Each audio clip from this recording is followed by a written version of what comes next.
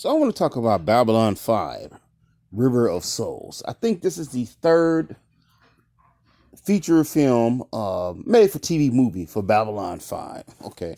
So the basic story is this. There's a gentleman named Dr. Bryson. He is raiding a tomb or something. Okay. He's kind of like a tomb raider. Here's a bunch of guys and they're breaking in his tomb. And apparently he's lied to them. He's told them that there's valuables there, which technically they are, but they're not the type of valuables that they thought. They thought just to come in there and steal some rubies, some gems, and sapphires or whatever, or, and get up out of there. They're kind of shocked when they go in there and there's these soul orbs there. And they hear an alien ship overhead. They get scared, they run, and they leave. And of course, they get killed. The good doctor steals one of the soul orbs. Okay. Now, these soul orbs are there on display. They're from a race called soul hunters. And what the soul hunters do is they basically go around and they find people who are about to die. And at the moment of death, they take your soul and preserve it. In their opinion, they're preserving it. Now, of course, they don't ask anybody, do you want your soul preserved? And you're stuck there in these like glass type of orbs. It has been shown that some of these people don't want to be in these orbs and they go crazy. They go crazy because, quite frankly, they're just stuck in there. They can't move on. They can't go to whatever exists past death. They can't move on. So, anyways, these soul hunters can take any soul, but they particularly like to take the soul of great people, talented people, like great leaders and things like that, poets, philosophers, people who've done great things. All right.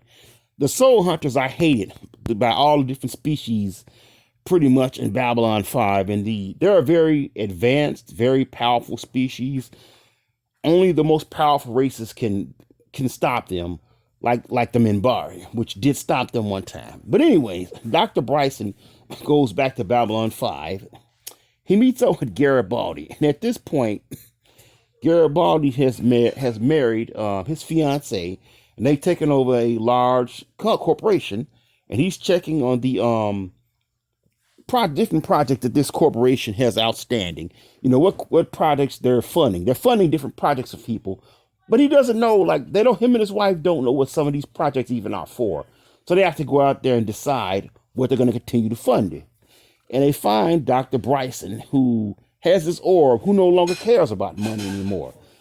He has become under the influence of this orb as he has started to talk to some of the spirits inside the orb.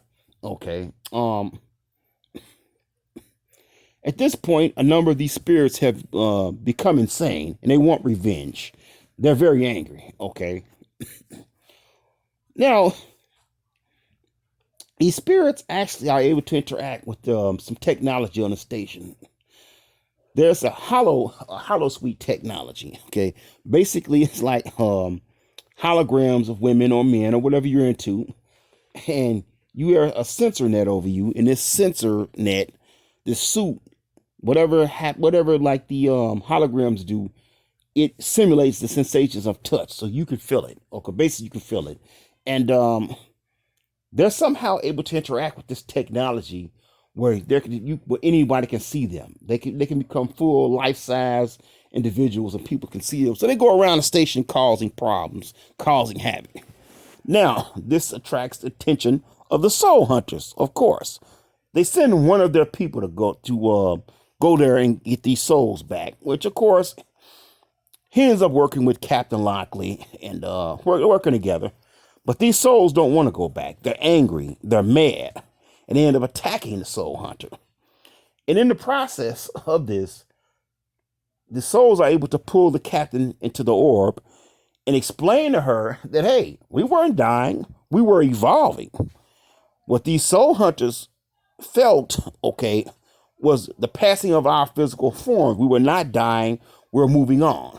Now, of course, the soul hunter is there. He takes this, revelation to his people. They don't believe him. They're arrogant. They think they know everything. So push comes to shove. After being unable to stop these souls and them becoming more violent to the point where they attempt to destroy the station, the soul hunter goes to them and just says, hey, look, pull me into the orb, okay? I'll be stuck in this orb. I'll lose my physical body.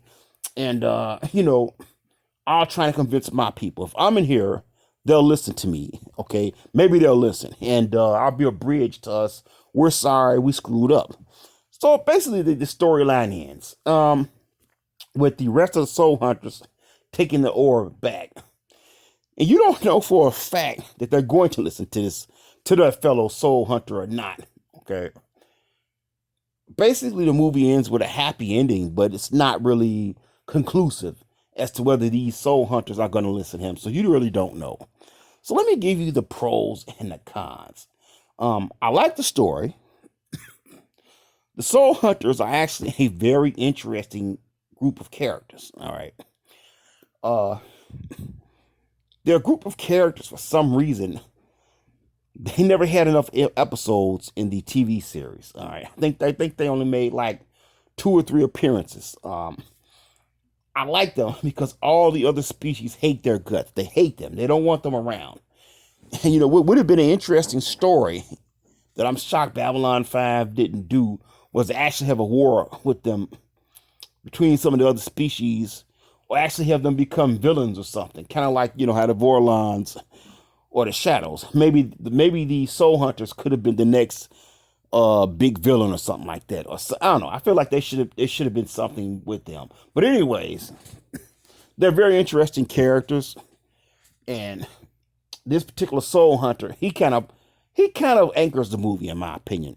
He's interesting, and they are interesting, and what they do is interesting. There's an interesting debate that they have about, like Zach brings it up. Well, who gives you the right to take these souls? Okay, maybe they were going to heaven. Garibaldi doesn't believe in that, but he says, I don't care what you believe. I believe in heaven. Okay, and that's just one thing I like about Babylon 5. I feel like Babylon 5 handled religion very well. Okay, I've seen some videos where some people said that they didn't agree with that. I disagree. I feel like this is one of the best shows to handle religion. You have some people who believe, some people who don't believe. But even the people who don't believe aren't overly disrespectful. Religion is garbage, or it sucks. No. You have a number of people who've been on Babylon 5 who was actually preachers or men and women of God who were actually positive individuals. Yeah, I like that. They handle religion very well. And they bring up some interesting points. Who gives these soul hunters the right to do this? And the captain even tells them, you go in there and you take these great people, these great leaders, these great musicians and mathematicians, the scholars, and you stick them in this ball. And he's like, no, well, we're preserving them. He's like, well, you preserve them to do what? Okay, they're stuck in these little balls. They can't do what made them special to you, okay? They can't do what made them special. They're just stuck in these balls. And he says, well, sometimes we talk to them and sometimes they talk to each other, okay? So I feel like that's something that could have been expanded on in future episodes or future movies. Basically it's a good story. It's an interesting story. If you're a fan of Babylon 5, you'll definitely like it, okay? I felt the actors did a pretty good job. I like to see Zach Allen get more time than he normally gets. Because a lot of the episodes, he's just a supporting B-level character. I liked how he was in this movie a lot. You have Captain Lockley. Garibaldi's in here a lot.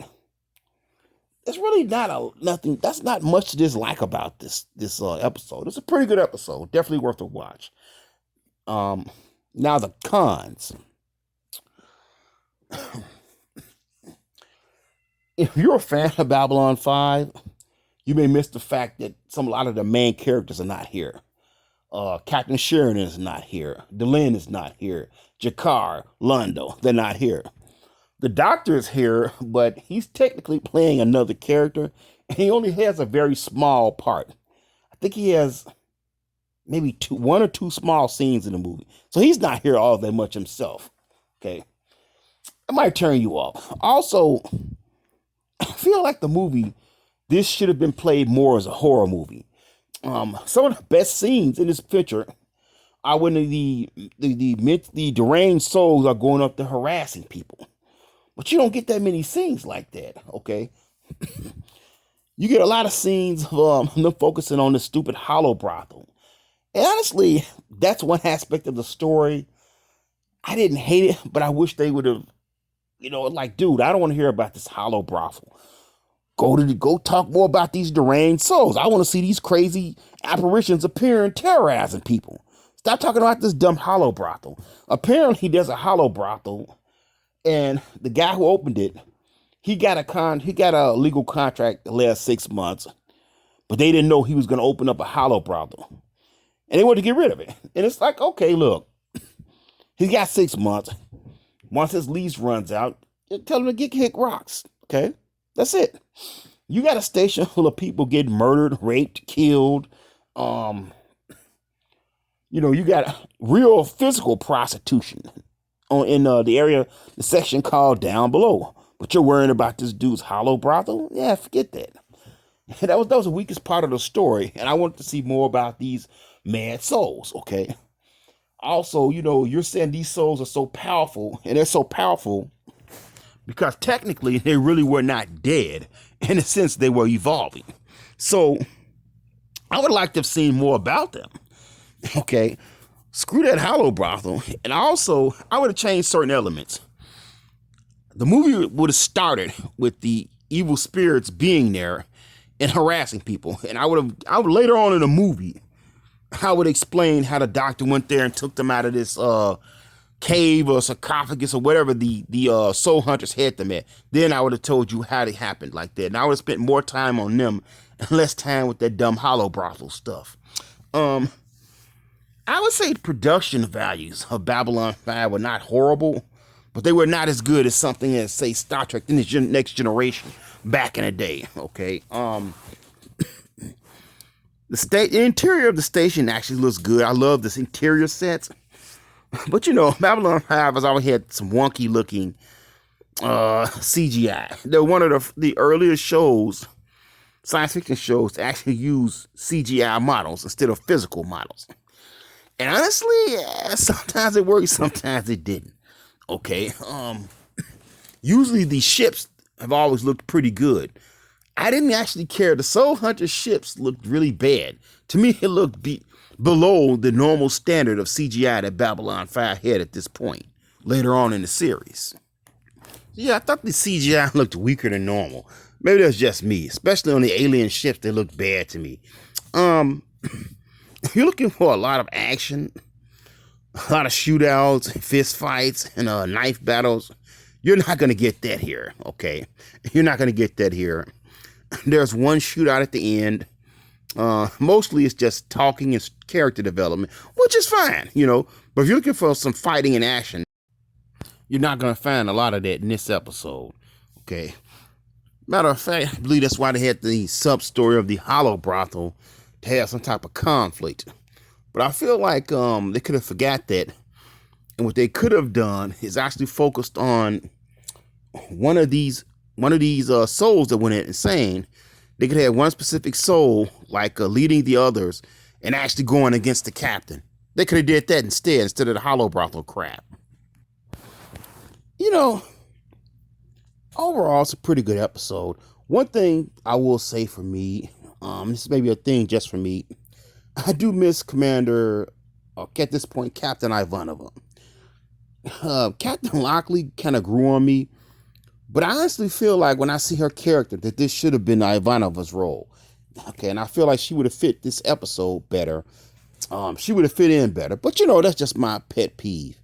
Okay, I wish the original actor had stayed and she had been playing this role. But overall, man, this is a pretty good movie. There's nothing, if you're a fan of Babylon 5, you'll enjoy it. If you never liked Babylon 5, this is not the episode, and this is not the TV movie to change your mind. It has a very interesting story, but it doesn't have the high stakes of, say, in the beginning, when you got a war going on, or a Call to Arms, or some of the other movies, okay? So it's a good movie. A little slow at times to build up, but it has a pretty good storyline, and it works. The storyline is not, anything revolutionary, but it's a pretty good storyline. It works. Definitely worth a watch if you're a fan of Babylon 5. So just my thoughts. Oh, we'd like to add one other little thing, one quickly. The episode, well, the TV movie does have a little partial nudity. Best I can remember, it's actually Captain Lockley. You have some guys who've made at this Hollow Suite who have made a duplicate of her. Then later on, one of the angry souls that uses this technology also uses that image. So she's not totally naked, but she is like in a very sexy outfit. But I mean, I don't know. That's nothing major, I think, that would bother anybody, or even parents would even be concerned about their young kids watching it, to be honestly. Definitely a good picture. Maybe not the best film, but I like the fact that the Soul Hunters were here again, and they're some of my favorite characters. So yeah, give it a shot.